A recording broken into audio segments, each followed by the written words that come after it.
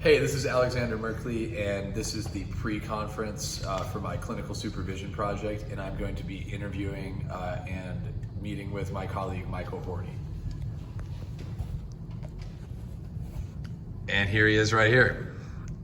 So Michael is a social studies teacher at my school, and I'm going to be asking him some questions about his upcoming class that I'm going to be observing. So first thing I would like to know is, how many years have you taught? This is my 11th year in the classroom. Okay, and which courses do you currently teach? I currently teach AP European History, Honors US History, and History through Film.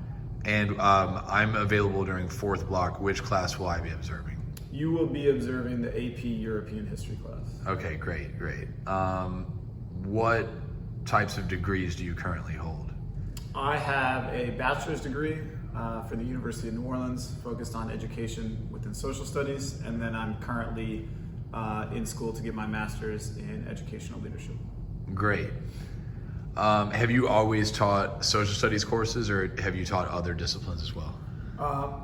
Almost entirely social studies, although I have a certificate or certification in special education as well. And so the first couple of years when I was teaching in Texas, I was a joint social studies and then inclusion teacher for a variety of classes, including science, math, and English. Okay, perfect. What would you say are some of your perceived teaching strengths?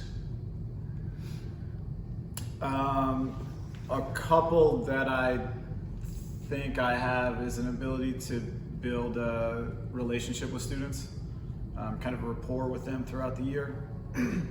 And then second, I think it's fair to say I'm pretty organized. Students have unit guides, calendars, and understand on a daily basis what to expect.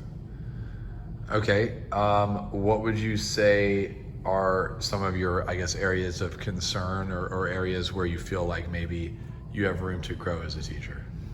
I still, I think I try to plan too much into some of the lessons, and I always kind of run over. So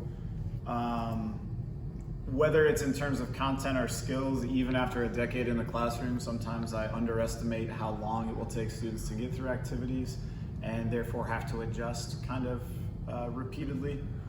At least, especially this year with COVID and kind of going, the last couple of years having been challenging for planning, it's sort of been a continuation this year as well. Okay. Speaking of COVID, how much would you say, how pre-COVID normal are your lessons at this point? Like how much are you still adjusting because of the impact of COVID, or are you pretty much back to what you were doing before the pandemic? Good question. I'd say about 80% of the way there. So okay. There's still, part of it is there's still elements that I want to include, like the actual good parts from COVID, if that makes sense, like the ways in which I adjusted or altered it that I would like to maintain. But yeah, about 3/4, 80%, I feel like I'm kind of getting back, and then maybe next August it'll be mostly back to normal. Okay, cool. Hopping over to some of these other pre-conference questions that I have.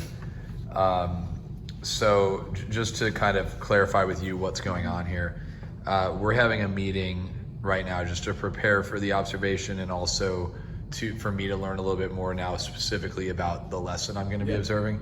And then I also just wanted you to understand that this is an informal observation that will not be used for any sort of reviewing or official status of your teaching. Yep.